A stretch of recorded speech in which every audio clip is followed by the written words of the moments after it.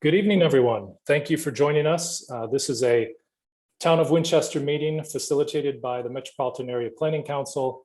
This is regarding the North Main Street corridor, and it's a study of which this is the second community meeting. There was a community meeting held in March, and here we are again to discuss with you all some initial recommendations. Just a few housekeeping items. This meeting, as you noted, is being recorded. If you do not wish to be a part of the recording, you can stay muted and keep your video turned off. That will pretty much keep you out of any recording features. But by staying in the meeting, you are consenting to the fact that this meeting is recorded. So thank you for that. We will post the recording of the meeting on the town's website as we did with the previous session. Participants, we will keep muted for a while until we get to some moments of questions and answers. You can use the chat function for whatever questions you want to raise along the way, or if you have a comment, or if you have an issue with technology or other things, please let us know. And we're happy to have you with us. So let's dive right into it with just some initial welcome and introductions. So we're happy to be hosted by the Town of Winchester. We've been working closely with Brian Zeckley, your town planner, and the planning board. The membership you can see on the screen now. And I think many, if not all, I saw come in through the waiting room. So thank you all for joining us and hosting us through this process. We've been invited to the Town of Winchester to lead this technical study on North Main Street, which will result in a few items, which we'll get to in a moment. Also, I haven't introduced myself yet, but I'm Josh Fiala, a principal planner at MAPC, the Metropolitan Area Planning Council. I'm joined by my colleague, Yolando Spinola. He's a community engagement specialist who might have reached out to you as we've been trying to get in touch with as many people as we can in the community. So thank you for that. And we're basically here doing work that we do in many of your neighboring communities. So MAPC is the regional planning agency for Winchester and 100 other communities around the greater Boston region. We provide technical assistance work such as this when requested, and have a wide-ranging staff of about 100 members, including people like myself who are land use planners. I'm also an architect and urban designer. And we have others in transportation, economic development, public health, arts and culture, and a few other disciplines, which put together, wide-ranging assistance which we can bring to our communities. So we're happy to be working with Winchester in this effort. So from here, we're basically going to give you a little background on the study introduction, and then really focus on number 3 and number 4 in this meeting, which is articulating a community vision for the North Main Street corridor, and then bringing forward this evening initial recommendations. There are 15 of them, which we're trying to get through this evening. So I'm a little conscious of the timing here. And so if I have any worries about this evening, it's that. So I will be moving a little bit quickly, just trying to make sure that we have enough time to engage. And we also have built into this presentation a lot, I think there's around 18 actually, Zoom polls, which will be inviting your feedback at those recommendations to see how they land with you, because they are initial at this point. We're trying to get a feel for where the support may be, and then we will be refining those recommendations from this point forward.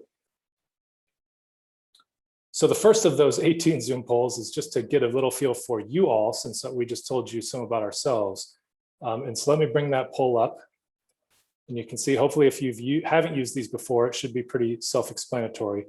But I'm launching it now, and you should see it pop up on your screen. And it asks, what do you consider your primary relationship to North Main Street? So just a little bit about yourself relative to this study. And the options are: you're a resident on Main Street, a resident on an abutting side street, a resident of the area in general, a resident of the town more broadly, a business owner on North Main Street, a property owner on North Main Street, a patron of North Main Street, or a town meeting member, or a town board, committee, or staff member, or something else that we haven't captured in those options. So I know you only get one choice, but whichever one you identify with the most, I think would be appropriate. So please let us know that. It's like most people, 81% have voted. Give just a couple more seconds for anyone else who would like to get their vote in there. All right, so now I'm going to end that poll and share those results with you so you can see. So it looks like the most are self-identify as residents on an abutting side street, followed by a town meeting member or a town board, committee, or staff member. So thank you for that participation. So that's the mechanism by which we'll be getting feedback as we roll through this meeting. So hopefully that was easy enough. Last meeting, the first meeting we had in this process in March, we asked the same question and it was similar results. So we had the highest response was resident on an abutting side street. And you can see we had, I think, a few more participants in that meeting. So maybe our numbers will grow as we get rolling here with a few more people joining us. And this is similar to what we provided you at the last meeting. So if you were here at the last one, you would have seen most of this, but we want to give the context for those who weren't.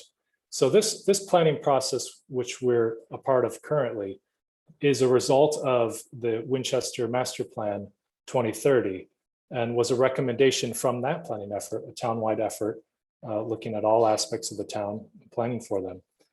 And so the goal there that this process is a result of was to encourage more commercial, mixed use, and compact development in areas that support economic vibrancy, including strategic redevelopment parcels in town center and the identified evolving opportunity areas. So North Main Street is an identified evolving opportunity area.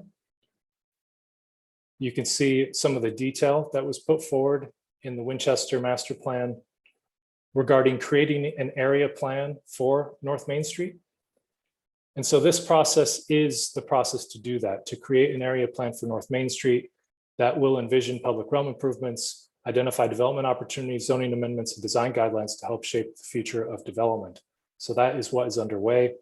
It is an implementation effort, really, of a planning process which the town has already completed. An award-winning planning process, I might add. So kudos to the town for that. And you can see some of the additional details there. Here's a map that was in the master plan about North Main Street and its two components, or the northern portion and the southern portion, and the surrounding and abutting side streets and neighborhoods. The purpose of the study is really covered in those four objectives you see. We're trying to develop a vision for the corridor based upon the community's feedback. We'll be sharing a draft of that vision this evening and getting your feedback on it. We're defining zoning recommendations. The initial set of those recommendations is taking shape, as you'll see this evening.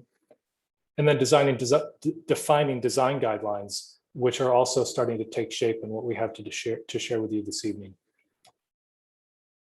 And then looking at ways that all of this can influence public realm improvements for pedestrian safety, additional landscape and streetscape improvements, and the like.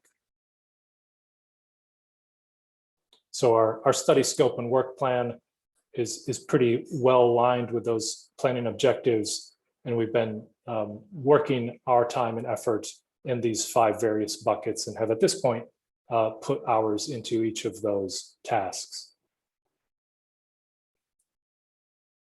Here's the project schedule, which has been laid out and which we've been working toward. We will continue. This is sort of one part of an overall process, a process of which I should say the end goal is to bring zoning modifications to a town meeting. And that town meeting may be as soon as the fall, or it may not be, depending on, in part, your feedback this evening and how your reaction to the initial recommendations looks. But also then just continued conversation with the planning board and the community over the summer about that timing and making sure that everyone feels comfortable with proceeding with a set of recommendations that's well supported.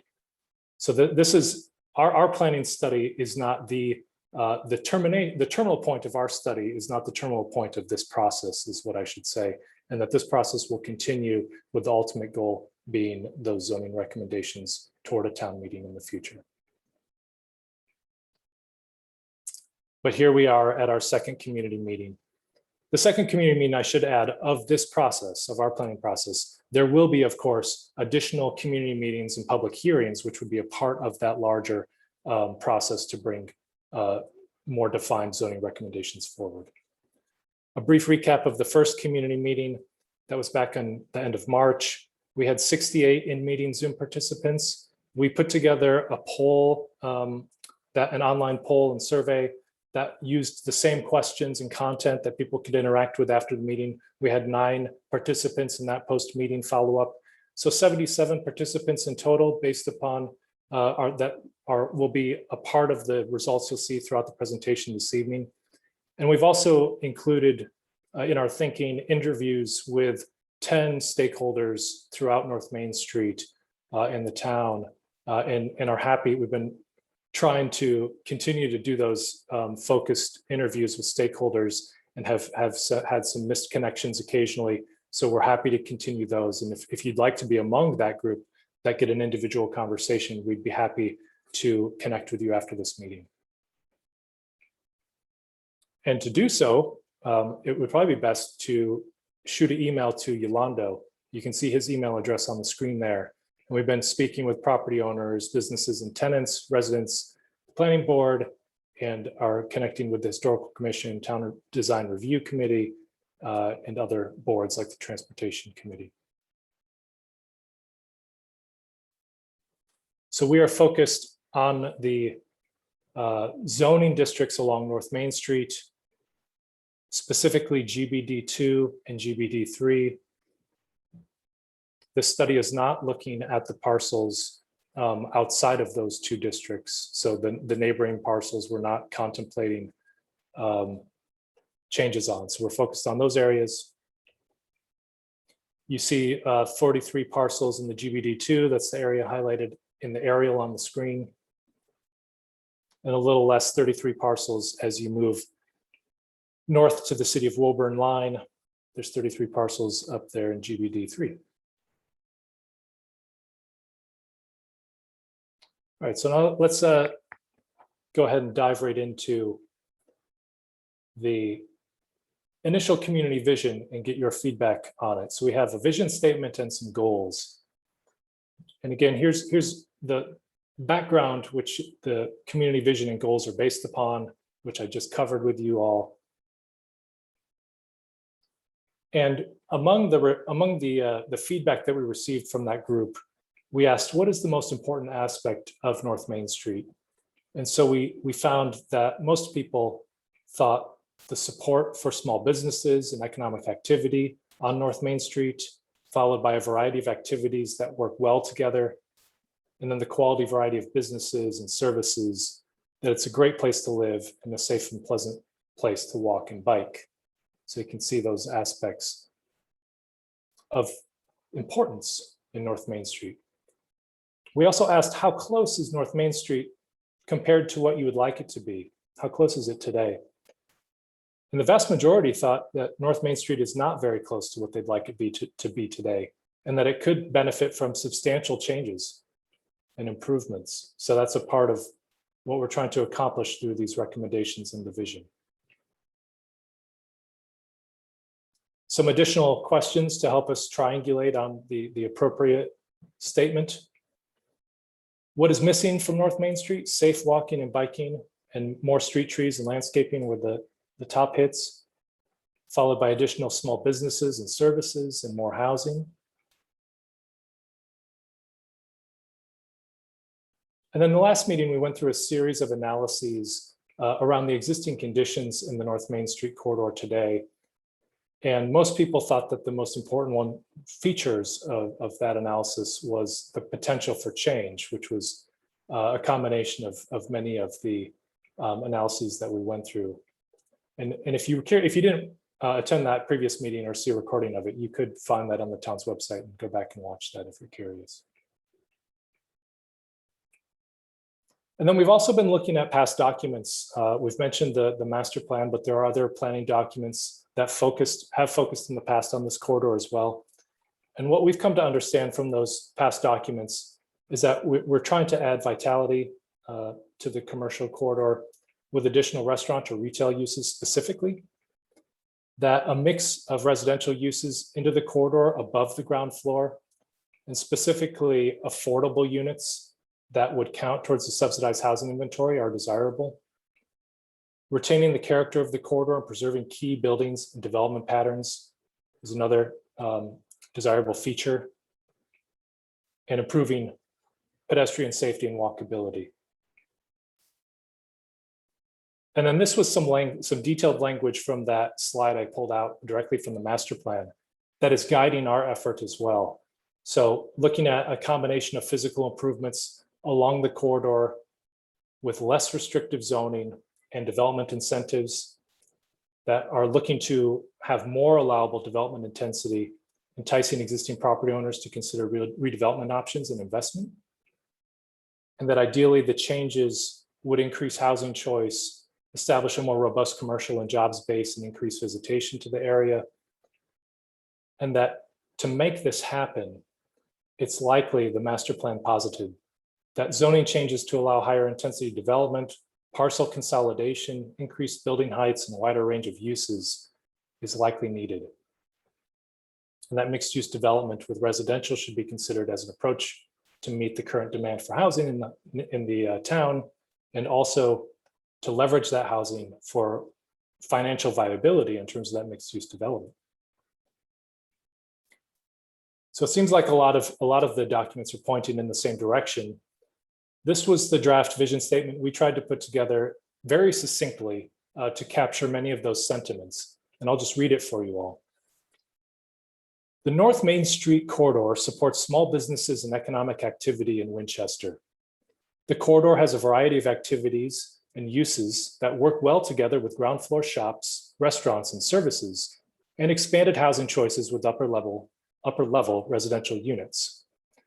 North Main Street is an attractive and eclectic mix of new and historic buildings that are connected with consistent streetscape and landscape features, including generous shade trees and a network of pocket parks. North Main Street is safe and comfortable for walking, biking, and driving. So it's pretty straightforward, I think, but I do believe it captures the feedback that we've been hearing from all of those sources which we just covered. And then to make it a little more detailed, we would, underneath that vision statement, place a few goals, and these are also in the draft form, but we think these goals help to sharpen and make a little more specific the vision statement.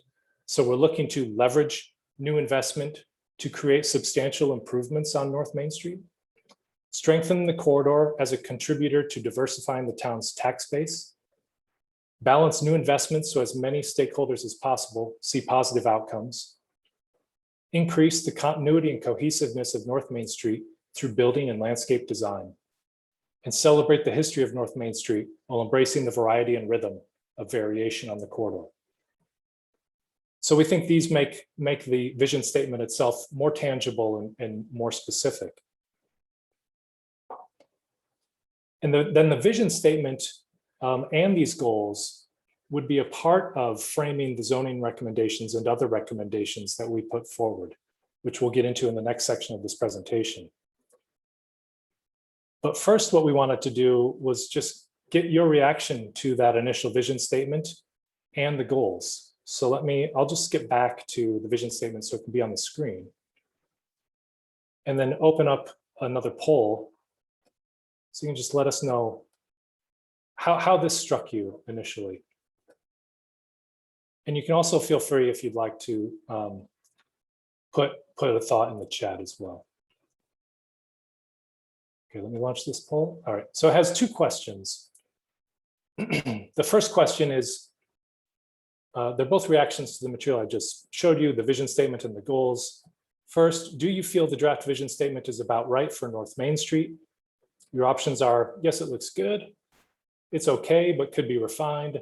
It needs work and is missing key ideas, or no, it's not the right vision in your mind. And then the second is regarding the goals, and then you get the same options. So do you feel the draft goals are about right for North Main Street? And yes, they look good, or they are okay, but could be refined, or they need work and are missing key ideas, or no, it's not the right set of goals. So you can see the vision statement still on the screen. I'll shift to the goals in a moment.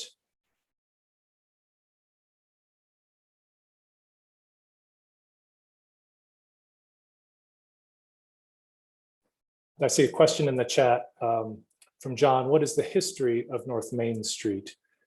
Yeah, so the history shows up in a few ways. There are historic structures on North Main Street. The history of North Main Street in general terms was that it was a factory and mill area with mill housing or factory housing, a little bit different than some of the other parts of town.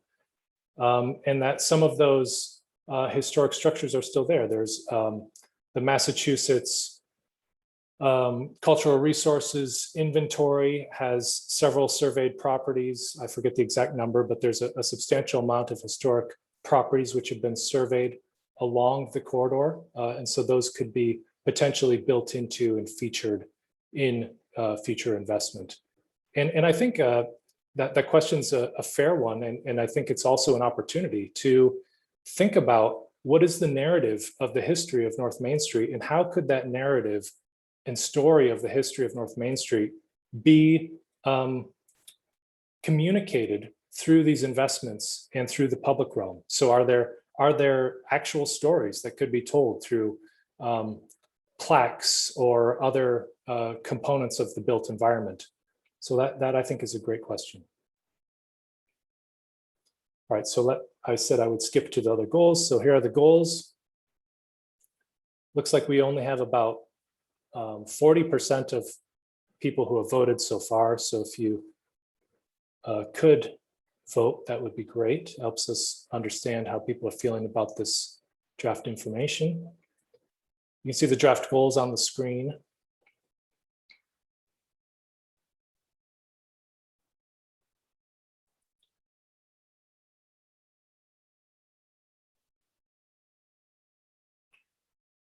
See another question, what percentage of residential versus business in the 43 parcels?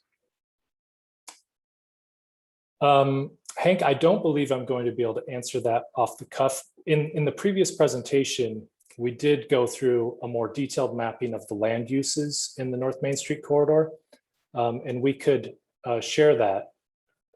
I think actually Yolando has shared the link to that YouTube video. So that there, you'd actually see a visual depiction of the land use as a part of that presentation. I think you may have been present in the last meeting. So I will not try to answer that very specifically. I apologize for that in this session. And a question just about the boundaries of North Main Street. Yes, so North Main Street in this case is looking at from the intersection with Skillings Road up to the city of Woburn. That's what the extent of the parcels we're looking at. And it includes parcels, basically parcels with frontage on North Main Street, because we're talking about the General Business District 2 and General Business District 3 zoning designations. But it does not include every single parcel of frontage along North Main Street in that area. All right, so I think I've talked long enough and filled enough time that I can close this. We only ended up with 67% of participants voting, so please do try to vote in the other opportunities, but I'll share those results for you. And the results that we're seeing for the vision statement, the majority thought that it looked okay, but could be refined and improved. And then 42% said, yes, it looks good. So it looks like we're headed in the right direction. It could be improved, and we're happy to either through the chat, or if you want to take some time with it and send us an email about how how you could see the statement being improved, we'd be happy to take the feedback. And then similarly for the goals, well, it looks like the goals fared a little bit better. So 50%, the majority said that yes, they look good. 33% said they are okay, but could be refined. And then 17% said they need work and are missing key ideas. So please do put your thoughts in the chat. If you have some ideas about what's missing or how they could be improved, we will definitely take a look at all that information. But in the interest of our tight time and how much information I know I want to share this evening, we are going to keep moving along as opposed to having a verbal discussion about it at this moment. So I apologize if that feels a little abrupt, but I did want to get into this portion of the presentation as well, which is about defining the specific recommendations. And most of these are framed as zoning recommendations, with some of them being design standard recommendations as well. There are 15 of them, and I will be going through them in some decent detail this evening, but we will be kind of skipping along the surface a little bit because I just wanted to get an initial set of recommendations out to you all and get your initial reaction to them. You can see the breadth and sort of range of topics that are covered in these recommendations. I would cluster them in one sort of significant way. And that, based upon what we're hearing and heard and what I think is represented in the goals and the vision statement, we're really trying to seek a balance here. And the way I view that balance is around encouraging investment, but also making sure that that investment is aligned with the community's desires and goals. So I think these 15 recommendations do strike that balance. And so the first 8, which we'll be going through, I would frame is in that classification of encouraging investment. And then I think that the last 7 are actually about balancing that encouragement and aligning the investment with what the community wants to see and what its ambitions and vision are for North Main Street. So hopefully you'll see how that plays out a little bit. We're going to ask you just a little bit of preview. For each of these recommendations, you'll have a poll pop up quickly, and then you can respond to it if you think this is a good idea in terms of its individual recommendation or not. And we previewed them all together because I do view them a little bit as a set. I think that we definitely, as a set of initial recommendations, have flexibility. We can certainly and will certainly modify based upon your feedback this evening. But I will just give you this caution as you think through your response and reaction to the meeting this evening. I don't think it's the case that we can, for example, say we don't like any of the first 8, which are about encouraging investment, and we like all the second set of 7, which are about aligning the investment. I think you need some of each of them. You might not need 8 and 7. It might be 6 and 6. It might be 5 and 5. But I think they're all good ideas, and there is a balance that needs to be struck between these 2 sets. So again, these are applying to the official zoning map of the GBD2 and GBD3. That's the intention here. And then there's also the Village Center Overlay District, which does apply mostly to GBD3 and GBD2 parcels, but it does also include some neighboring residential parcels as well. You can see I won't dwell on this, but this is an example from the current zoning table of dimensional regulations about what is required in GBD2 and GBD3.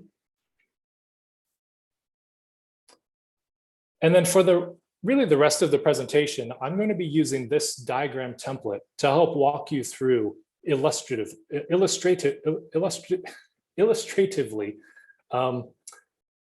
Still don't think I got that right. Illustratively, there you go, maybe that's better.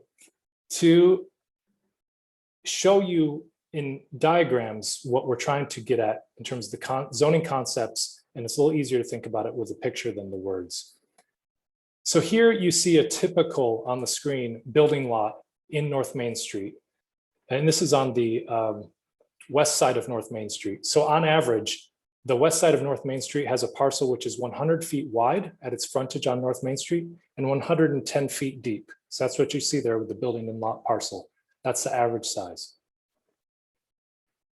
On the east side of North Main Street, it is marginally larger. So you've got 110 feet wide by 120 feet deep.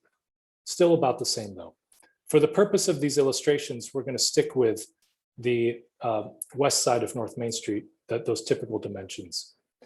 Here you see visually the current zoning setbacks, which are defined. So you have a 10-foot minimum front setback or a 15-foot maximum front setback in the GBD2. That maximum does not occur in the GBD3. In both, you have a minimum 15-foot rear setback, and side setbacks are not required. So that's the existing zoning today. And I just wanted to share with you a little bit of an example of how a typical redevelopment might occur on those properties. So there's always variation, of course, but in my experience, you see mixed use development occur in a range of sizes, which is pretty standard. And that range is mostly related to the depth of the building. So that's the 60 to 75 foot dimension that you see that we put on this diagram. So most typically, mixed use development where you have a non-residential commercial ground floor that might have a retailer or a shop or a restaurant of some kind with upper story residential uses falls in that range of a 60 to 75 foot building depth. And then the width of the building itself would vary based upon the property's constraints. In this case, we're showing an 80-foot width on the property, on that typical property. So that's a pretty standard building size. Also, parking comes in very standard building sizes. The size of a parking lot is mandated by the zoning code in your town, the zoning bylaw, excuse me. And then typically also just as an industry standard, even with variations in parking sizes, the overall dimension of a double loaded parking bay with a two-way intersection and travel aisle is 60 feet. So you see that 60 feet shown here. And then on the typical size of a building lot in North Main Street, you see that a typical parking lot and a typical building footprint don't fit. So that's a real issue for redevelopment opportunities. And you can see the overlap there that we've marked, and you've got about 22 feet of building which don't overlap. So what does that look like in real life? Here's an example of an overlapping parking and building configuration in Swampscott, where you have parking that needed to fit on the same space effectively as the building footprint. And so you see interesting and inventive ways to make those two things work together, where you pull the building up, but you still have some part of the building which touches the ground, of course, because you have to have vertical circulation, which gets you up into the building. And then you have parking, which occurs underneath the building footprint and to the rear of it. So this is just kind of the reality of the parcel constraints and geometry here and how redevelopment occurs. And so our initial recommendation is to simply allow flexibility for setbacks under specific conditions. And those conditions would be related to the parcel size, related to the development proposal, but it would provide a pathway for encroachment into those setbacks where it's needed to provide a necessary building and parking layout. And that would all be through a special permit, that set of allowing this encroachment to happen. So in the previous meeting, we asked more generally, are buildings set back from the street an appropriate distance on North Main Street? And this was the response that we received, that some people thought they could be smaller, some people thought they could be larger, some people thought they were about right, but it wasn't really definitive, the feedback here in a general sense. So in a more specific sense, we'd like to get your feedback on that first idea of allowing by special permit flexibility to have buildings as necessary move into those setbacks as they are currently defined. Oops, sorry, I never stopped sharing the results from the previous poll. Try to do that so it gets out of your way. And so here's the poll for this, and it simply asks, would you support the recommendation to decrease setbacks under certain circumstances to increase development flexibility? Then you get options that yes, maybe, no, or the very quick overview, which I just provided you, is not enough information.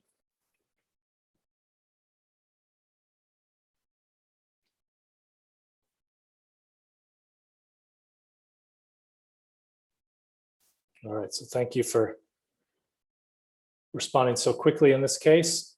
I will try to keep these moving along, so I appreciate everyone being quick on the button here. So we've got 82%, 85%, that looks pretty good. So I'll close this poll, share the results real quick.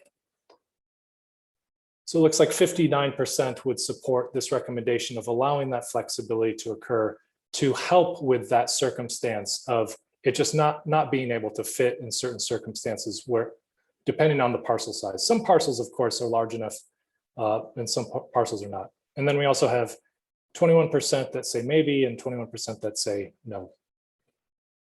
So I'll stop sharing that. Okay, so now is moving on to the second idea.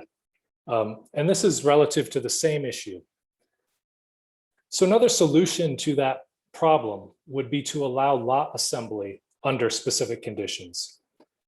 And so this would increase the flexibility and feasibility for site layout and development by allowing you to combine a parcel which is to the rear, potentially, of the parcel which has frontage on North Main Street. In most cases, I would say that that other parcel is probably not zoned in the GBD2 or GBD3. So it would be a residentially zoned parcel. And so it's not right in all circumstances, I grant that, but it could be right in some circumstances, and it could offer additional viability for the situation which we're describing, to get enough room on a parcel to place both a surface parking lot and a building footprint that are not overlapping. So that's what we're showing here. So we're adding, in this case, to make our diagram work, we've had to add about 57 feet, which would be potentially, maybe not even the entire portion of an adjacent parcel, but a part of that adjacent parcel. And that gets you your building footprint and your parking area without an overlap. So let's now see what the reaction is to this second idea. Let me bring up the poll here for you all.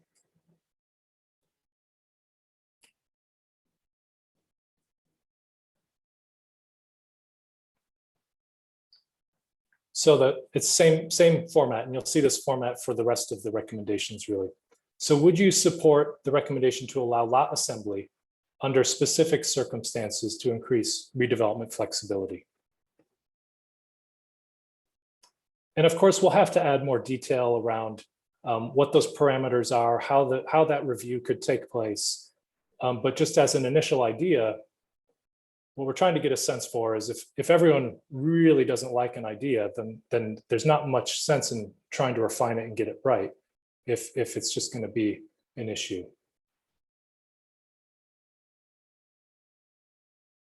It's like we only have 68% voting at this point, so please do try to get your thoughts in. It's very helpful. We have 38 participants in the meeting at this point, so our numbers have grown some. So thank you for everyone who's joined us along the way. It's great to have a good amount of audience to get this feedback. So we're at 75% now. So just another few seconds to give us your feedback. All right, now I'll end this poll. Share back to you. So 44% was the leading answer with yes, I would support this recommendation, followed by 30% at maybe, 19% at no, and 7% at needing more information. So it looks like the first two ideas have decent support. Now let's move on to the next topic. I think this one is relatively, to me, straightforward, but I don't think it is currently defined in the zoning, and I think it's important enough that it really needs to be defined. And that's really just making very clear the importance of North Main Street frontage, that we want the front and primary facade of a building in the future to be related to and directly oriented to North Main Street, that we don't want a building which is relating to a side street, for example. We don't want a building which is doing something else, and just need to spell that out very clearly, that we want the building's front to be at the North Main Street frontage, and that also we want the parking to be behind that building. So there is some language currently in the zoning bylaw today about parking to the rear of the front plane of the building. And I think that we could strengthen that language. So let me pull up the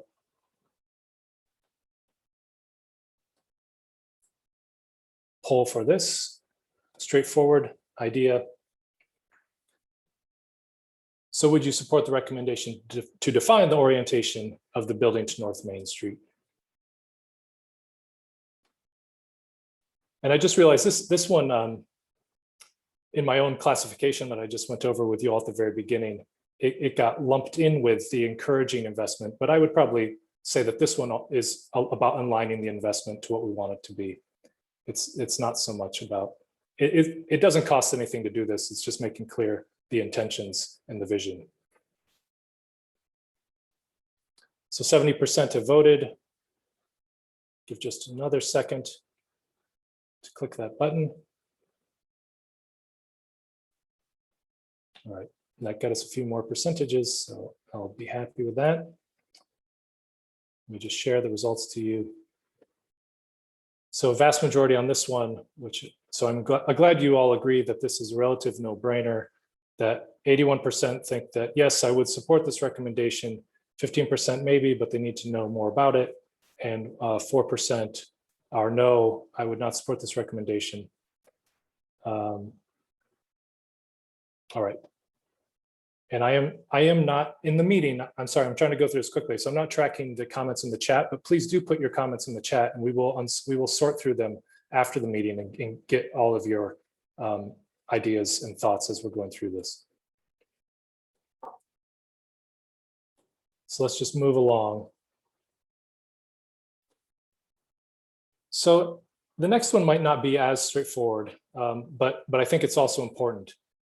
And that's allowing or requiring side parking access. So in not every case, but in many cases, there are parcels which have both frontage along North Main Street and access to one of the residential side streets.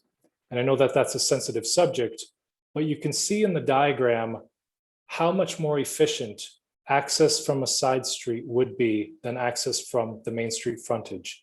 And what happens is you'd impact the building with the access from the frontage, and you'd actually reduce the amount of parking which is achievable. Where you can attach a side access where possible and appropriate, and we can put parameters around where that appropriate location may be.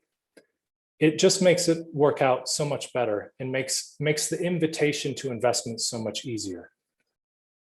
So I know that this is potentially a difficult idea for many of you, because we saw that the majority of our audience this evening is a resident on an abutting side street. So this could potentially be a direct impact, but you can also see the trade-off that occurs when the access isn't allowed. So let's just see what your reaction is to that. And so would you support this recommendation, which is our fourth so far?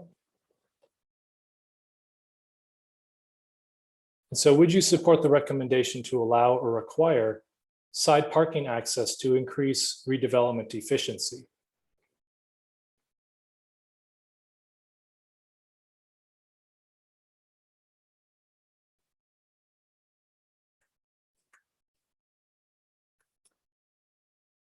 And so again, we're putting these all forward as ideas, again, to encourage that investment to occur. And it is a balance, we understand. And then we would be adding more detail potentially around the circumstances which we think this is appropriate. So it looks like 71% have voted. Give it just a couple more seconds for people to respond to the poll.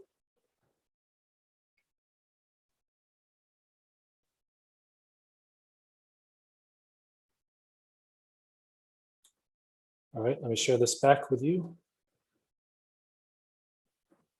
So it looks like our leading response was, yes, I would support. Oh, sorry, I should have mentioned this during the voting, but I broke this into two yeses. So the first is a more extreme yes, where you would support requiring side access. Only 17% thought requiring was the right approach. And then the second was a little softer yes, which is you would allow side access, which was the more frequent response at 43%. And then 9% at maybe, 22% at no, and 9% at need more information.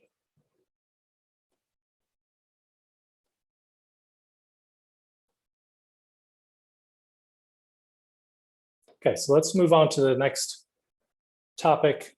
And it looks like we're just trying to gauge my timing here. I think what I'm trying to do is get to a point where we have some moments at the end for discussion. It looks like we will get there. So I apologize for this being such a one-way conversation.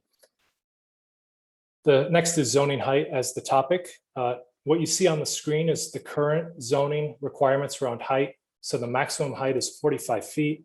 The maximum number of stories is 3 stories. You can see in the simple diagram, we've divided it across the 3 floors, and that makes pretty sizable floor-to-floor heights, 15-foot floor-to-floor heights. If you look at that in the context of North Main Street today, it is a larger floor-to-floor height and a larger overall building envelope than you can see with the context. We've drawn the surrounding context in this diagram pretty close to accurate to some of the buildings that occur. They may be, off by a foot or two, but this is a pretty good representation of that relationship of height. We asked in a previous meeting about the general terms around building height. What is an appropriate height for North Main Street? Most people responded 2 to 3 stories.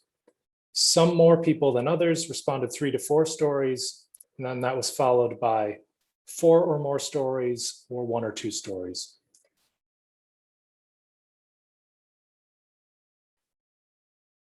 So we have a initial recommendation here, which I think is a good one and is encouraging of investment, and I think helps to address the floor-to-floor height concerns. So if you increase the maximum height by stories, but not by feet, and you only make it the allowed height 3.5 stories, and a half story is defined, we can define it as a story that is built into the pitch of a roof. So the half is effectively that you can't, as it's built into the pitch of the roof, you can't get a fully occupied 4th floor. So it's really a half floor built into the eaves that you're getting in the dormers. But once you do that, and if you maintain the 45-foot height maximum, which is already in existence in the zoning today, you actually shrink together those other floor-to-floor heights and bring them more in alignment with the context and character of North Main Street today. So I think this is actually, in my mind, a win-win, where you both encourage development by offering a little more buildable area and rentable area, and by bringing the overall scale and look and feel of a new building in alignment with the context of the corridor today. And there you can see the same context at the same heights that we've drawn them previously. With the pitched roof and the modified floor-to-floor heights, it does actually feel a little more contextual than it did previously. So your thoughts on this initial recommendation number 5? Would you support the recommendation to increase the maximum building height to 3.5 stories? That increases redevelopment feasibility, among other things.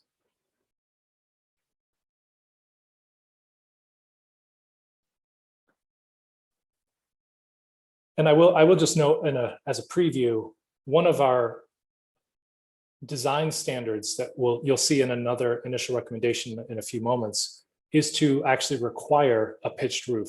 A pitched roof is currently not required, so a flat roof can occur at that height today, which does allow you to get some large floor-to-floor heights. So 75% have voted. I'm going to go ahead and end that. I'll share the results. So really a lot of the vast majority, 72%, said yes, I would support this recommendation. 16% are at maybe, but they need to know more, 8% at no, and 4% needing more information.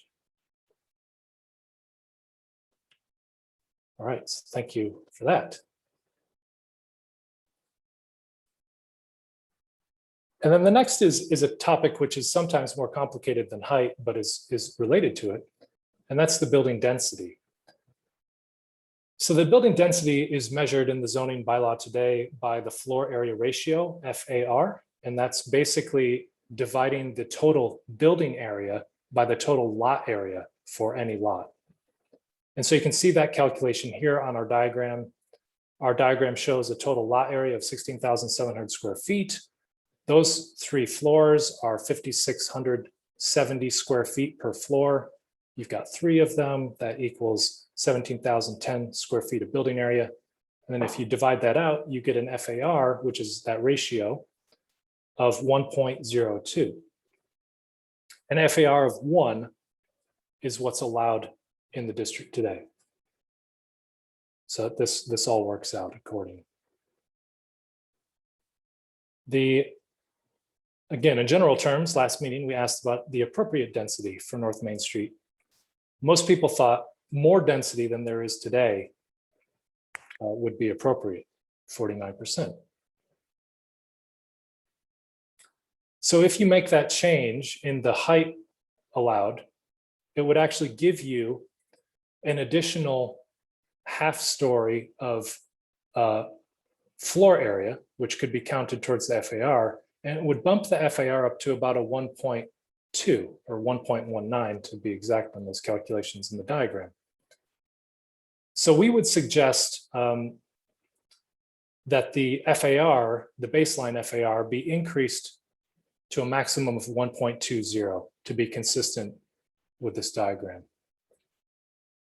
And I should also note, actually, I don't think I noted, our diagramming from this point forward is actually using the modified lot that we showed from the second initial recommendation, where we actually have expanded the lot so that the parking can coexist without overlapping with the building footprint. So I just wanted to make that note for you all. So let's get your feedback on increasing density. So would you support the recommendation to increase maximum density to an FAR of 1.20 and increase redevelopment feasibility? Again, we're trying to offer more possibilities, more potential for revenue, more potential for leasable and rentable space or saleable space.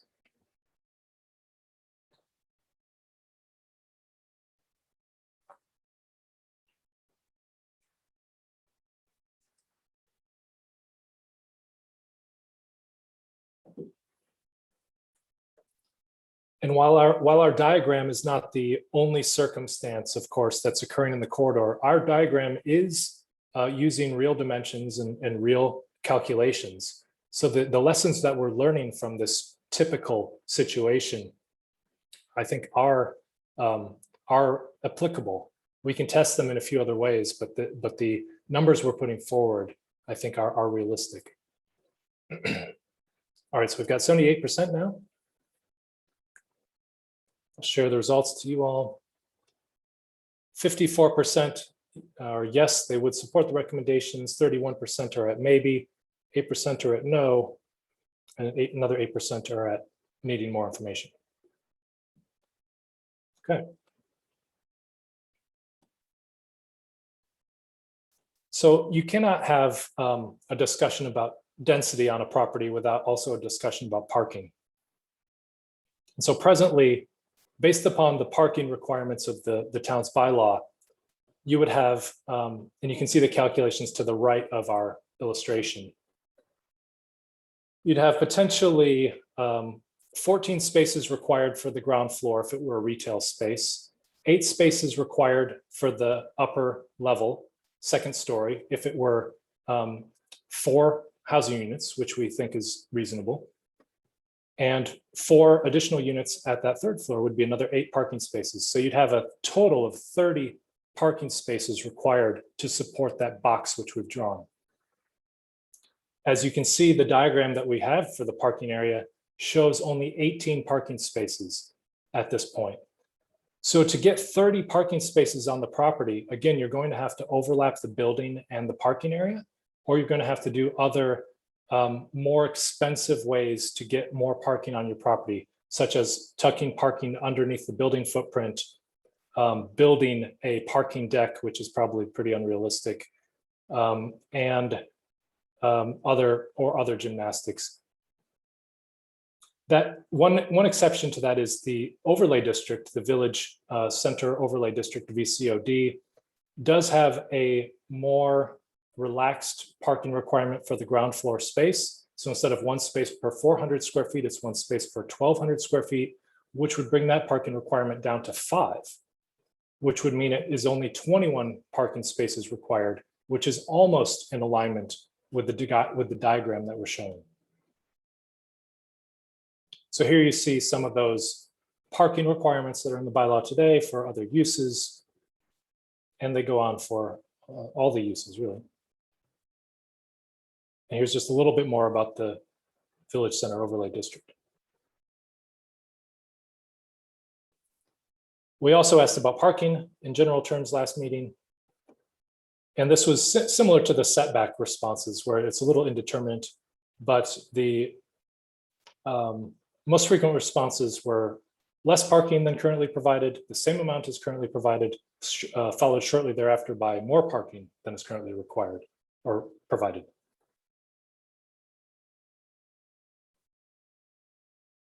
And so hopefully not surprising if you're piecing all this together, but we would advocate for and recommend reducing the parking requirements to increase flexibility on the property.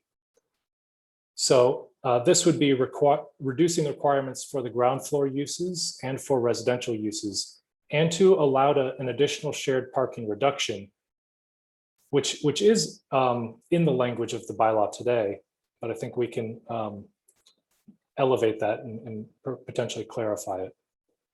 So in this case, what we recommend is reducing the residential from 2 parking spaces per unit to 1.5 parking spaces per unit.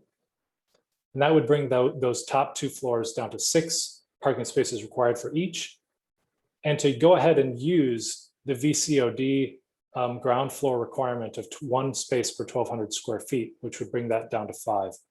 So that brings you in alignment with the diagram that we're showing, which would be 17 required parking spaces. And then if you allowed a 15% shared parking reduction on top of that, it would bring it down to 14 required parking spaces. And that is potentially useful for some of the landscape and open space improvements that we're going to be asking for in a few recommendations as well. So by reducing the amount of parking, we're increasing the amount of flexibility for other things. Parking, of course, is not free. There's many studies which show that the provision of parking, surface parking and free parking for uses encourages car ownership, encourages traffic, and encourages the use of automobiles. The other reason parking is not free is the economic concept of opportunity cost. If you use the land for parking, it cannot be used for other things. Sometimes those other things are more valuable to the community or more valuable to development than parking. So those are all the reasons, among others, why parking is not free and needs to be considered carefully. So would you support that recommendation of decreasing the required parking for a project to increase redevelopment flexibility and feasibility?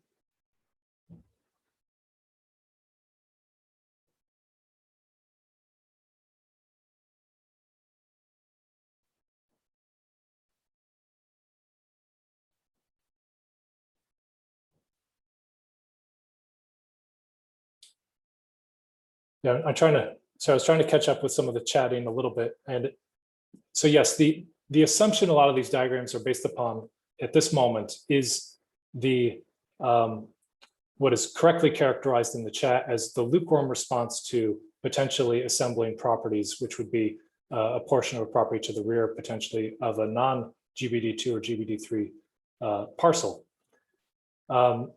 we will revisit these recommendations and the diagrams which we would put with our recommendations to potentially make some modifications. And so some of these ideas, I think the reduction of parking overall becomes even more important if the community is less willing to consider an expansion of the building lot.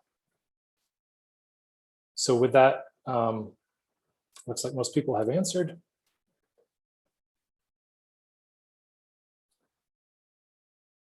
%67% support, yes. 19% maybe, 15% no. Looks like we had provided enough information for everyone on that one.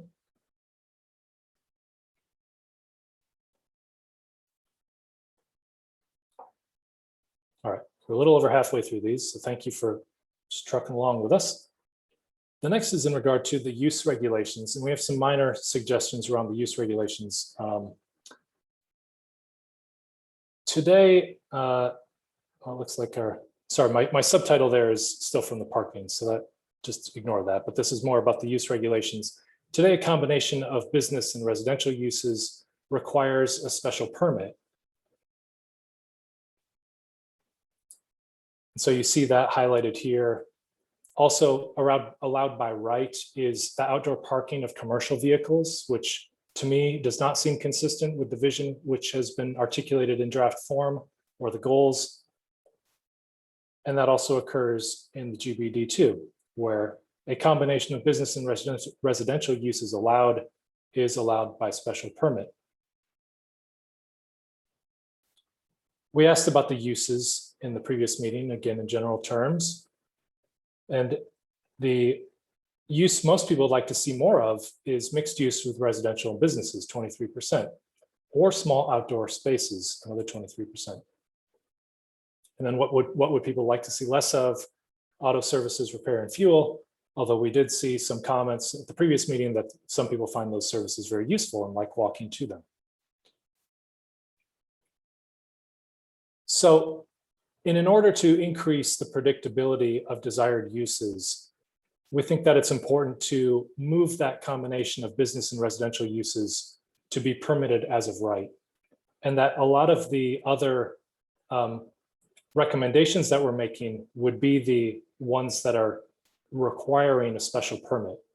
So it's not saying that we would move all of these conditions to as of right, but that the core use that you're trying to encourage and desire on the corridor should be made as of right, and people should have a certain sense of guarantee that that's the type of use that the community wants, and that's what we're hearing. So I would put the special permit onto some of the other feasibility recommendations, but not onto the core use itself. And then we can also clean up that one parking of outdoor commercial vehicles was the other incongruity we found. So here's the poll. Would you support modification to have business and residential uses permitted as of right to increase the predictability of redevelopment?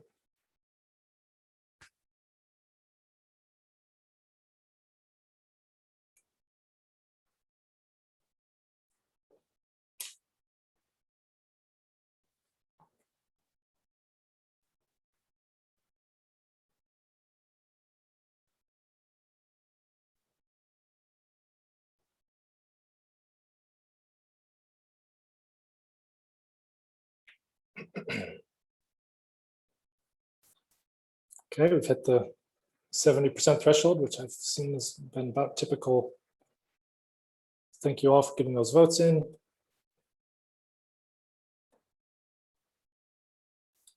So 54%, yes, I would support this recommendation. 31% maybe, 8% no, 8% I don't know, need more information. So thank you for continuing with this series. So next, we're now shifting into that alignment of the investments with the community's goals and vision. So next is about the building design requirements. And we will continue to add more to this set. But first, there are not really presently in the bylaw requirements in the GBD2 or GBD3 for the roof form. There is a little bit about the parking location, about the orientation to the street, and other things. We asked, there was a lot of items which you're all very interested in having design guidelines about on North Main Street. So these can be features of the work. I would suggest that some of these are important enough to become design standards, which would be part of the zoning bylaw. Design guidelines are usually a companion to the bylaw itself and not mandatory. They are guidance. They are not obligated to follow that. So a few of the items which I think should be in that realm of standards, which are required, and then would be supplemented by some of the additional topics you all highlighted in the previous meeting. The pitched roof, I think, is a big one. I think requiring a pitched roof is a way to make consistent the aesthetics of North Main Street and make it more consistent with some of the historic structures which remain and the residential character of the abutting streets. The articulation of that roof through dormers, gable ends, chimneys, other ways to break down a large roof mass, I think should be required also. The articulation of the facades so that there are bay windows, bump outs, pushing and pulling of the building form and massing so that it's not just one large building volume, I think are required. There is some discussion today in the bylaw about a base, middle, and top of the building. The base should be further defined and differentiated from the upper portions of the structure. And then the entry and window pattern, I think we can put some language around that as well to make sure that you're getting results in terms of the investments which you want to see in terms of their aesthetics and attractiveness for the corridor. So are those, just that initial flavor, the types of things that you would like to see? In particular, I think what I would also frame this question as is focused on the pitched roof requirement. So if you do not like the pitched roof requirement, then I would suggest that you do not show support for this. But if you do like the pitched roof requirement, I would suggest you do support.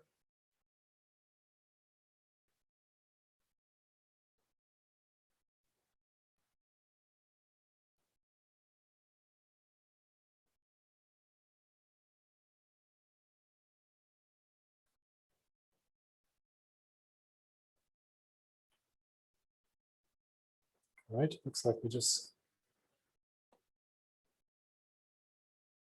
got it all. So, all right, sharing it back to you, 67%. Yes, I would support this recommendation, 19% need, maybe 11% no, and then 4% needing more information. All right, so we're rounding the corner on these. So next is streetscape and landscape requirements. Today, there are not really too many streetscape and landscape requirements. There's a 4-foot wide strip at the rear of the property, particularly if it abuts a parking lot, to conceal the glare from vehicular headlights. There are no landscape requirements for small parking lots, but once you get over 21 parking spaces, a 2% interior parking landscape area is required. The front yard is required to either be landscaped or paved as a patio area. There are no street tree requirements. Garage doors cannot be located on the front wall of the building. So those are things that I found. And I would recommend a few items to get more greenery and specifically more shade trees into the North Main Street area. First is requiring street trees at a minimum of 1 every 40 feet for the frontage of the property that is being improved. And this could either be in the form of a landscape bump out that would add additional space. It might remove an on-street parking space, but it would add additional space for landscape. Or it could take place in the form of a tree grate built into the sidewalk, which may necessitate a widening of the sidewalk to allow for accessibility. Also, I would suggest increasing the amount of landscaped parking area from 2% to 5% and requiring interior landscaping with shade trees. And that a similar requirement for shade trees at the rear property line, 1 every 40 feet would occur. And that, just a side note, all the green area shown in this diagram is 4,000 square feet, which is about 24% of the overall lot area. So that's another approach. Currently, there is no percentage requirement of landscape area in the GBD2 or GBD3. But based upon our analysis, we could introduce a minimum requirement by percentage of the total lot area. 24% is probably ambitious, too high, but it could be a requirement which we think is reaching towards that level of ambition, so that you have a certain standard of greenery that occurs in landscape that will occur in the property. So what about this set of increased landscape requirements? Would you support this type of approach?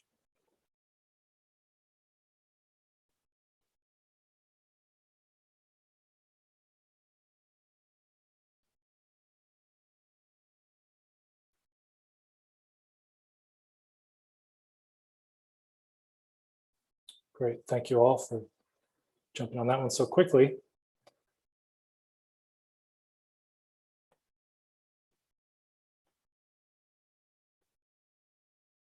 So I've ended that one pretty quick too. So 78% believe that they would, yes, support that recommendation, 11% maybe, 11% no. So thank you for that. We're almost here to the end. So next is a similar approach to pedestrian safety requirements. Presently, there are no requirements for a property to contribute to pedestrian safety around that property. Obviously, the sentiment for those improvements is there, that they are needed. People want to see them. And I do believe as part of the zoning, you can require, and it would be appropriate to require, pedestrian improvements, contributions from a investment, from a redevelopment property to the immediate adjacent circumstances around that property. So that might be sidewalk improvements. It might be improving a crossing. It might be adding a new crossing if that's appropriate. It might be restriping, adding a flashing beacon, adding a curb extension. And of course, that would be based upon the circumstances around the property. It might include also adding a Shero or some other bike amenity. So those would be required, but would also be, there would be some some generality to it, because it would be based upon the specific circumstances around the property, but it would be framed as a requirement that needs to be reviewed.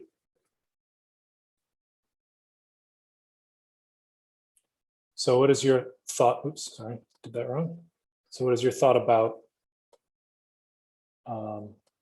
adding those into the bylaw as a set of requirements to advance pedestrian safety in the corridor and bicycle safety in the corridor? And that's not to say that this is the only way improvements for bicycle and pedestrian safety may occur. There are, of course, investments the town can be making, studies the town can be making, follow up with the town engineering, complete streets programs, MassWorks grants, all of those things. But this, I think, gives you another avenue for incremental improvement on the corridor. So thank you for that. And the results.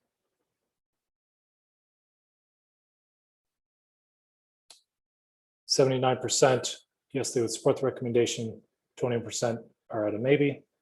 There's a little more information needed.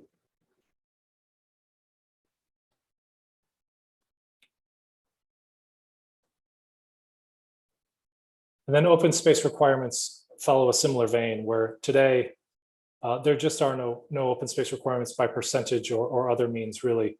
And the addition of open spaces was one of the uses people wanted to see more of as the most.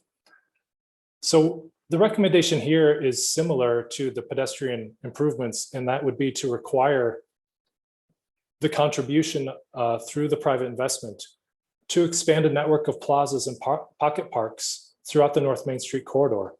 And that would be requiring a small percentage of publicly accessible plaza or pocket park space to be designed with the site and building design of that property.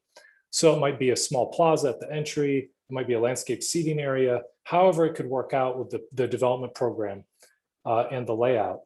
In this case, what we're showing on that lined front area, which is a plaza, is about 3.8%. So, it could be somewhere in the neighborhood of a 4% requirement or a 3% requirement for a publicly accessible space. And I don't think that would be overly onerous. A pocket park is just a phrase for a smaller park. So this is a modest park, which would have real benefit as a smaller area for people to have a place to relax, have a place to eat outdoors. It could be connected to the building program and be of quite good value to the property itself and to the corridor. So here's the poll for that. So would you support the increase of required open space as part of the development requirements?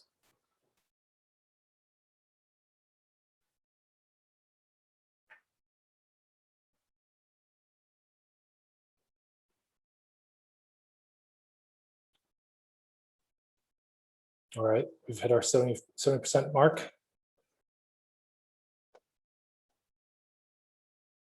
So 68% thought that was also a good idea, 16% maybe, and 16% no.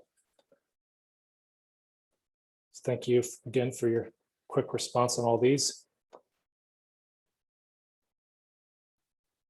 The next is about historic preservation. So the town has a demolition delay bylaw, which provides some protection, but of course is not the ultimate answer, because after the delay, a property can still be demolished. There aren't necessarily preservation incentives that are built into the GBD2 or GBD3 today. And as I did mention in a response to an earlier chat question, there are Macris historic surveyed properties, which is available. We mapped them in a previous diagram in the last meeting. And that could be used to show and identify properties which may be eligible for historic preservation incentive in the district. The CBD does have incentives, which we could model this upon. So they waive special permit or variance requirements for restoring building elements, including floors, and waiving the requirement of any additional parking.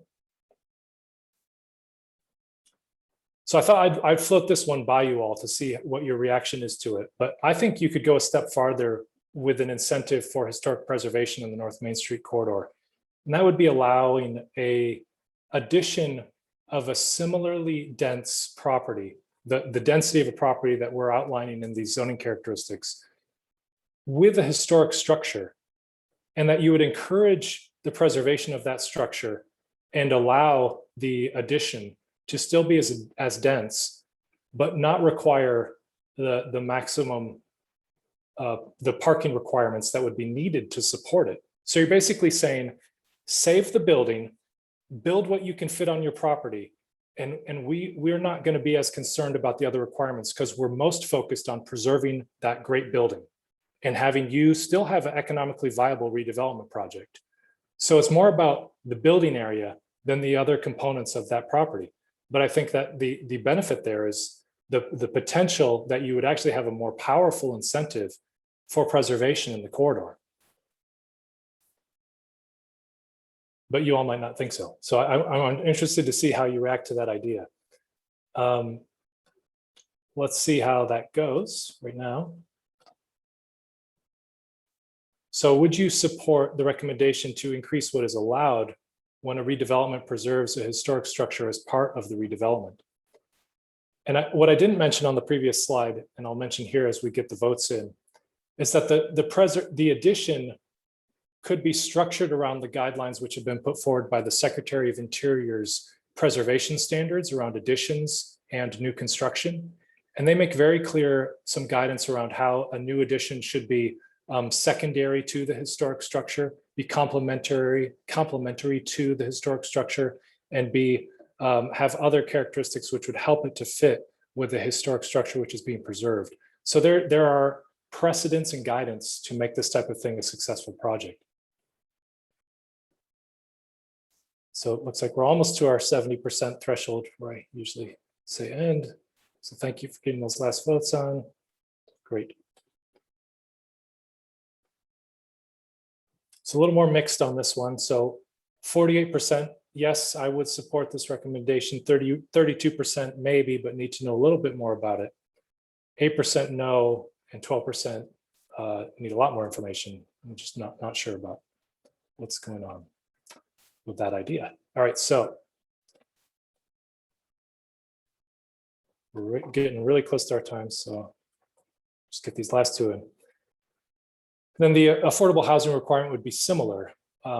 Today you have an incentive built in where you're allowed to go from 1 FAR to 1.25 if you have 15% affordable dwelling units. Most people think that having more affordable units required in the corridor is a good thing, 45% at 15%. And I would suggest, because we're increasing the overall, potentially increasing the overall height to 3.5 stories and the overall density to go along with that to 1.2, it makes the 1.25 incentive for affordable housing, undercuts that incentive. So I think we should make a commensurate elevation of the affordable housing incentive to move that up to 1.40 FAR. And that 1.40 FAR would align with a full 4-story structure. And I think you could achieve that by not going too much farther in terms of the building height. But if you give about another 5 feet, move it up to 50 feet total, you could get a more usable 4th floor. So it's probably a little more, it's closer to 4 stories than it is 3.5 stories in terms of usable area on that, in that roof peaked top floor. And this would potentially drive more incentive towards that affordable housing requirement. But I also understand there was some reluctance and not as much support for moving to 4 stories. So I see where that, I want to see where that balance and tipping point is in terms of who would like to see that trade-off. And if you think it's an appropriate incentive. So let's do that. Here's the second to last, or I guess the almost got one extra poll up there.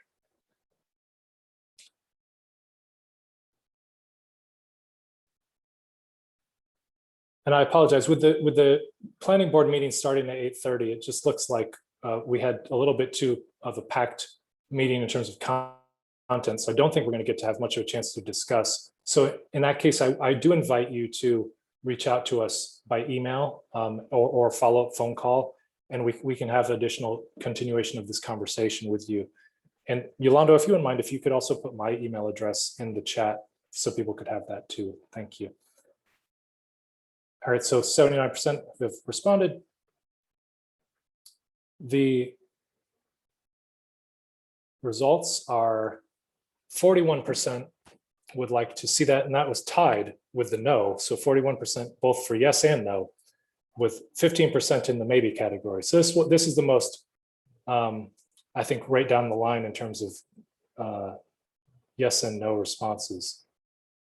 So thank you for that. We'll be exploring this a little bit more and seeing how affordable housing can balance, get the appropriate incentives so that it's still a part of the mix here. And then lastly, is the stewardship of all of these recommendations in potentially a revised set of zoning circumstances for the corridor. The current special permit granting authority is the Zoning Board of Appeals. And we think there would be a reasonable modification given the stewardship for a process such as this, the closeness of the planning board to this process and its recommendations, to change that special permit granting authority to the planning board to have the stewardship and oversight that they could provide as projects come through with these new set of recommendations potentially. That's of course assuming that they would go to town meeting and be passed the town meeting. So a few steps between here and there, but then they would be the stewards of this moving forward. So would you support that type of change? So that's what's on the screen for you now with the poll. The recommendation to modify the special permit granting authority to be the planning board for North Main Street as opposed to the zoning board of appeals.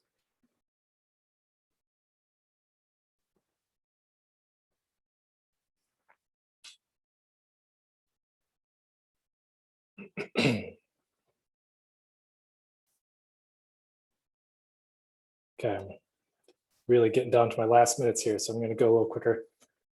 So at 65%, yes, they would support this, and 12% maybe, 15% no.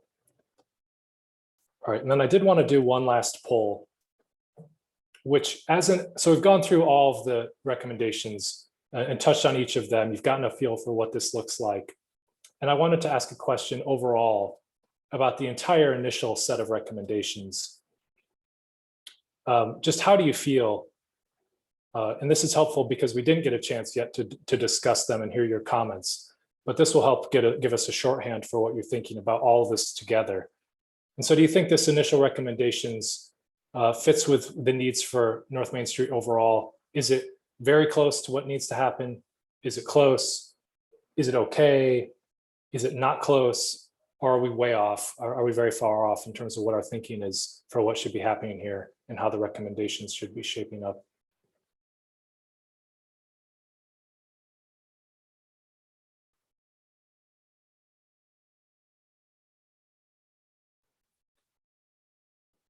Great. All right, so thank you. Just at that 70% marker. So it looks like we're thankfully not way off, but we could stand to do some refinement and improvement to get more of you into the very close or close range. So we will continue to look at the comments you provided this evening, review the results, and oh, sorry, I didn't share that, and get this, continue to build upon this as a foundation of the recommendations. Just before you all shift over to your planning board meeting and agenda, I did want to give you a feel for the next steps in this process. So we will be continuing to refine these recommendations, again, building upon your feedback, the feedback that we get, maybe with some subsequent conversations and digging through the chat information you provided this evening and reactions. We'll draft a report with the recommendations, present those recommendations back to the planning board, June, maybe at the end of this month or the beginning of the next month. And then have a bit of public comment period on that draft report and recommendations. And then work with the planning board will continue to discuss potential town meeting zoning warrants, and additional community meetings will be a part of that process. So there will be a continued conversation around all of this, but it seems like from this evening that we have a pretty solid footing in terms of where this is all headed, and I think have a lot of good information to build upon. So we really do thank you for bearing with us in what was a really overloaded meeting, but we had a lot to communicate to you and get your initial reaction to. So if you have other questions, please do reach out to us. I'd be happy to speak with you all by phone or have an email conversation if that's easier. But we do want to make sure that we get to have some additional conversation, although we didn't get a chance to this evening. So with that, I appreciate that. Brian, I don't know if you have some instructions to get people transported into your planning board meeting. Oh, sorry, I think I need to allow you to unmute yourself. Hi there, thanks. Thanks for that, Josh. That was really packed. I can put in the chat the link for our planning board meeting, but I was gonna log off in just a second.